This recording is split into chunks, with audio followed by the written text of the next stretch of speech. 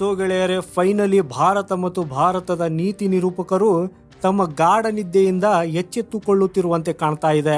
ಚೀನಾದೊಳಗೆ Pakistani pilot J-31 ಅನ್ನೋ ಹೆಸರಿನ stealth fighter ಪ್ಲೇನ್ನಲ್ಲಿ ತರಬೇತಿಯನ್ನು ಪ್ರಾರಂಭಿಸಿದ್ದಾರೆ. ಹಾಗೂ ಈ ಸುದ್ದಿಯು ಭಾರತಕ್ಕಾಗಿ ಯಾವುದೇ ಆಘಾತಕ್ಕಿಂತ ಕಡಿಮೆ ಇದ್ದಿದ್ದಿಲ್ಲ. ಹಾಗೂ ಇನ್ನು ನೀವು ಇದನ್ನು ತಿಳ್ಕೊಂಡು ಆಶ್ಚರ್ಯ ಪಡಬಹುದು. ಕಳೆದ 24 ಗಂಟೆಗಳಲ್ಲಿ ಭಾರತದ ರಕ್ಷಣಾ ವಲಯದಲ್ಲಿ ಮತ್ತು ಭಾರತದ ರಕ್ಷಣೆಗೆ ಸಂಬಂಧಿಸಿದ ಜನರಲ್ಲಿ ಅಕ್ಷರಶಃ ತಲ್ಲಣ ಉಂಟಾಗಿದೆ. ಹಾಗೂ ಈ ವಿಷಯವನ್ನು ಅಲ್ಲಗಳೆಯುವಂತಿಲ್ಲ. ಯಾಕಂದರೆ ಈ J-31 ಯಾವುದೇ ಸಾಮಾನ್ಯ ಜೆಟ್ ಅಲ್ಲ, ಇದೊಂದು ಸ್ಟೆಲ್ತ್ ಫೈಟರ್ ಜೆಟ್ ಆಗಿದೆ. ಹಾಗೂ ಸಮಸ್ಯೆ ಅಂದರೆ ಭಾರತಕ್ಕೆ ಇದರೊಂದಿಗೆ ಸ್ಪರ್ಧಿಸಲು ಈ ಮಾದರಿಯ ಯಾವುದೇ ಯುದ್ಧ ವಿಮಾನಗಳಿಲ್ಲ. ಹಾಗೂ ಮುಂದೆ ಬರುವಂತಹ ಬಹಳ ಸಮಯದವರೆಗೂ ಇರುವುದಿಲ್ಲ. ಆದರೆ ಈ ಸುದ್ದಿ ನೋಡಿದ ನಂತರ ಭಾರತದ ನೀತಿ ನಿರೂಪಕರ ನಿದ್ದೆ ಹಾರಿ ಹೋಗುತ್ತಿರುವುದು ಒಳ್ಳೆಯ ಸಂಗತಿಯಾಗಿದೆ. ಯಾಕಂದರೆ ಅವರಿಗೆ ಗೊತ್ತಿದೆ J-31 ತರಬೇತಿ ಪ್ರಾರಂಭವಾಗಿದೆ ಅನ್ನೋದರ ಅರ್ಥ ಸ್ವಲ್ಪ ಸಮಯದೊಳಗೆ ಚೀನಾ ಈ ಯುದ್ಧ ವಿಮಾನವನ್ನು ಪಾಕಿಸ್ತಾನದ ವಾಯುಪಡೆಗೆ ಹಸ್ತಾಂತರಿಸುತ್ತದೆ ಅನ್ನೋದು. ನಂತರ ಇಲ್ಲಿಯವರೆಗೆ ನಮ್ಮ ಏರ್ ಸ್ಪೇಸ್ ಅನ್ನು ನಾವೇನು ಡಾಮಿನೇಟ್ ಮಾಡ್ತಾ ಬಂದಿದ್ದೇವೆ, ಇದಷ್ಟೇ ಅಲ್ಲದೆ ನಾವು ಪಾಕಿಸ್ತಾನದ ಏರ್ ಸ್ಪೇಸ್ ಅನ್ನು ಕೂಡ ಡಾಮಿನೇಟ್ ಮಾಡ್ತಾನೆ ಬಂದಿದ್ದೇವೆ. ಯಾಕಂದರೆ ನಮ್ಮ ವಾಯುಶಕ್ತಿಯು ಪಾಕಿಸ್ತಾನಕ್ಕಿಂತ ಹೆಚ್ಚಾಗಿದೆ. ಆದರೆ J-31 ಇದೆಲ್ಲವನ್ನ ಬದಲಾಯಿಸಬಹುದು. ಹಾಗೂ ನಂತರ ಪಾಕಿಸ್ತಾನವು ತನ್ನ ಸ್ವಂತ ಮಾತ್ರವಲ್ಲದೆ ಭಾರತದ ವಾಯು ಪ್ರದೇಶದಲ್ಲೂ ಕೂಡ ಪ್ರಾಬಲ್ಯ ಸಾಧಿಸುವ ಸಾಮರ್ಥ್ಯವನ್ನು ಹೊಂದಿರಲಿದೆ. ಅದಕ್ಕಾಗಿ ಭಾರತವು ಶೀಘ್ರದಲ್ಲೇ ಇದಕ್ಕೆ ಪರಿಹಾರವನ್ನು ಕಂಡುಕೊಳ್ಳಬೇಕಾಗಿದೆ. ಹಾಗೂ ಈಗ ಆ ಪರಿಹಾರವನ್ನು ಕೂಡ ಕಂಡುಕೊಂಡಿದೆ. ಆ್ಯಕ್ಚುಲಿ ನೀವು ನಿಮ್ಮ ಸ್ಕ್ರೀನ್ ಮೇಲೆ ನೋಡಿ, ಸುದ್ದಿ ಏನು ಹೊರಬಂದಿದೆ ಅಂದರೆ, ಭಾರತದ ಪಾರ್ಲಿಮೆಂಟ್ ಡಿಫೆನ್ಸ್ ಕಮಿಟಿ ಅಂದರೆ ಎಲ್ಲ ರಕ್ಷಣಾ ವಲಯಗಳ ಜವಾಬ್ದಾರಿಗಳನ್ನು ನಿರ್ಧರಿಸುವ ಭಾರತೀಯ ಸಂಸತ್ತಿನ ಸಮಿತಿಯು ಈಗ ನೀವು ಆದಷ್ಟು ಬೇಗ ತಾತ್ಕಾಲಿಕ ಪರಿಹಾರವಾಗಿ ಯಾವುದೇ ಪೂರೈಕೆದಾರರಿಂದ ಸಾಧ್ಯವಾದಷ್ಟು ಬೇಗ 5th ಜನರೇಷನ್ನ ಯುದ್ಧ ವಿಮಾನವನ್ನು ಖರೀದಿಸಬೇಕು ಅಂತ ಹೇಳಿದೆ. ಅಂದರೆ ಎಲ್ಲಿಯವರೆಗೆ ನಮ್ಮ indigenous stealth fighter jet MK ready ಆಗುವುದಿಲ್ಲ, ಅಲ್ಲಿಯವರೆಗೂ ನೀವು ಯಾವುದೇ ಫಾರಿನ್ ಸಪ್ಲೈಯರಿಂದ ಕೆಲವು ಸಂಖ್ಯೆಯಲ್ಲಿ ಸ್ಟೆಲ್ತ್ ಫೈಟರ್ ಜೆಟ್ಗಳನ್ನು ತಗೊಳ್ಳಿ.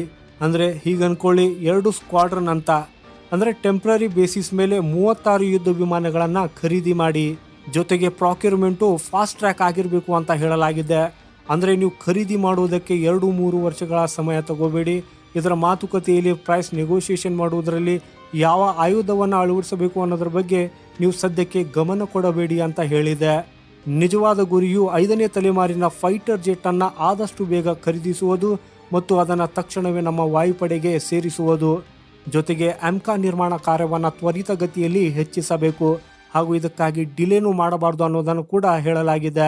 ಯಾಕಂದರೆ MK ತಡವಾದರೆ ನಾವು ಬೇರೆ ದೇಶಗಳಿಂದ ಎಷ್ಟೇ ಸ್ಟೆಲ್ತ್ ಫೈಟರ್ ವಿಮಾನಗಳನ್ನು ಖರೀದಿಸಿದರೂ ಅವು ಕಡಿಮೆ ಆಗ್ತವೆ.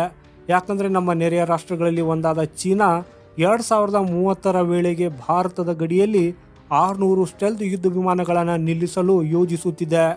ಇನ್ನೊಂದು ದೇಶ ಪಾಕಿಸ್ತಾನವು 2035ರ ವೇಳೆಗೆ ನಮ್ಮ ಗಡಿಯಲ್ಲಿ 100 ಸ್ಟೆಲ್ತ್ ಫೈಟರ್ ವಿಮಾನಗಳನ್ನು ನಿಲ್ಲಿಸುವುದು ಅವರ ಗುರಿಯಾಗಿದೆ. ಇದರಿಂದ ಈಗ ನೀವೇ ಯೋಚನೆ ಮಾಡಿ, 700 ಸ್ಟೆಲ್ತ್ ಫೈಟರ್ ವಿಮಾನಗಳೊಂದಿಗೆ ನೀವು ಕೇವಲ 30ರಿಂದ 35ರಿಂದ ಹೀಗೆ ಸ್ಪರ್ಧಿಸುತ್ತೀರಿ. ಸೊ ಅದಕ್ಕಾಗಿಯೇ ಈಗ 36ನ್ನು ಖರೀದಿಸುವುದು ಇದು ತಾತ್ಕಾಲಿಕ ಪರಿಹಾರವಾಗಿದೆ.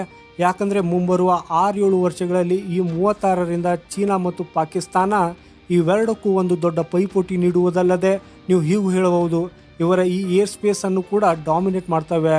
ಯಾಕಂದರೆ ಚೀನಾ ಮತ್ತು ಪಾಕಿಸ್ತಾನದ ಸ್ಟೆಲ್ತ್ ಯುದ್ಧ ವಿಮಾನಗಳ ಗುಣಮಟ್ಟವು ಇನ್ನೂ 100% ತಲುಪಿಲ್ಲ. ಹಾಗೂ ಈಗಿಂದ 67 ವರ್ಷಗಳ ನಂತರ ಅದು 100% ತಲುಪಲು ಸಾಧ್ಯವಾಗ್ತದೆ ಅಂತ ಹೇಳಲಾಗುತ್ತದೆ. ಆದರೆ ನಾವು ಒಳ್ಳೆಯ ಸ್ಟೆಲ್ತ್ ಯುದ್ಧ ವಿಮಾನವನ್ನು ಖರೀದಿಸಿದರೆ ನಾವು 2 ದೇಶಗಳನ್ನು ಸುಲಭವಾಗಿ ಸೋಲಿಸಬಹುದಲ್ಲದೆ ಅವರ ಮೇಲೆ ಒತ್ತಡವನ್ನು ಕೂಡ ಹೇರಬಹುದು. ಆದರೆ ಸಂಸತ್ತಿನ ರಕ್ಷಣಾ ಸಮಿತಿಯು ಯಾವ ಸ್ಟೆಲ್ತ್ ಯುದ್ಧ ವಿಮಾನವನ್ನು ಖರೀದಿಸಲು ಶಿಫಾರಸು ಮಾಡ್ತದೆ ಅನ್ನೋದರ ಪ್ರಶ್ನೆಯಾಗಿದೆ. ಹಾಗಾದರೆ ನೋಡಿ ಗೆಳೆಯರೆ, ಅಂಥ ದೇಶದಿಂದಲೇ ಮಾತ್ರ ಖರೀದಿಸಬೇಕು ಅನ್ನೋದರ ಬಗ್ಗೆ ಯಾವುದೇ ಶಿಫಾರಸುಗಳನ್ನು ಅವರು ನೀಡಿಲ್ಲ. ಆದರೆ ಅವರು 2 ಯುದ್ಧ ವಿಮಾನಗಳ ಕಡೆಗೆ ನೋಡ್ತಾ ಇದ್ದಾರೆ. ಮೊದಲನೆಯದು ರಷ್ಯಾದ Su-57 ಸ್ಟೆಲ್ತ್ ಯುದ್ಧ ವಿಮಾನ ಮತ್ತು ಎರಡನೆಯದು ಅಮೆರಿಕಾದ F-35. ಹಾಗೂ ಇವೆರಡು ಇದಕ್ಕೆ ಪರಿಹಾರವಾಗಿದೆ. ಯಾಕಂದರೆ ಜಗತ್ತಿನಲ್ಲಿ ಈ 2 ಯುದ್ಧ ವಿಮಾನಗಳಿಗಿಂತ ಉತ್ತಮವಾದ ಸ್ಟೆಲ್ತ್ ಯುದ್ಧ ವಿಮಾನ ನಿಮಗೆ ನೋಡೋದಕ್ಕೆ ಸಿಗೋದಿಲ್ಲ. ಹಾಗೂ ಇದು ಭಾರತಕ್ಕೆ ಇರುವ ಏಕೈಕ ಆಯ್ಕೆಯಾಗಿದೆ. ಆದರೆ ರಕ್ಷಣಾ ಸಮಿತಿಯ ಈ ಶಿಫಾರಸಿನ ಬಗ್ಗೆ ಸರ್ಕಾರ ಏನು ಉತ್ತರ ನೀಡ್ತದೆ ಅನ್ನೋದನ್ನು ಕಾದು ನೋಡಬೇಕು. ಹಾಗೂ ಖಂಡಿತವಾಗಿಯೂ ಇದರ ಬಗ್ಗೆ ಬರುವಂಥ ಎಲ್ಲ ಸುದ್ದಿಯ ಬಗ್ಗೆ ನಾನು ನಿಮಗೆ ಹೇಳಲಿದ್ದೇನೆ. ಆದರೆ ಈ ಸುದ್ದಿಯ ಬಗ್ಗೆ ನಿಮ್ಮ ಅಭಿಪ್ರಾಯ ಏನು? ಯಾವ ಸ್ಟೆಲ್ತ್ ಫೈಟರ್ ಜೆಟ್ಟನ್ನು ಸರ್ಕಾರ ಶಿಫಾರಸು ಮಾಡಬೇಕನ್ನೋದನ್ನು ಕಮೆಂಟ್ ಬಾಕ್ಸಲ್ಲಿ ಬರೆದು ಖಂಡಿತ ನಮಗೆ ತಿಳಿಸಿ. ಈ ವಿಡಿಯೋ ಇಷ್ಟವಾದರೆ ಈ ವಿಡಿಯೋಗೆ ಒಂದು ಲೈಕ್ ಹಾಗೂ ಚಾನೆಲ್ ಸಬ್ಸ್ಕ್ರೈಬ್ ಮಾಡೋದನ್ನು ಮರೆಯದಿರಿ. ವಂದೇ ಮಾತರಂ, ಭಾರತ್ ಮಾತಾ ಕಿ ಜೈ.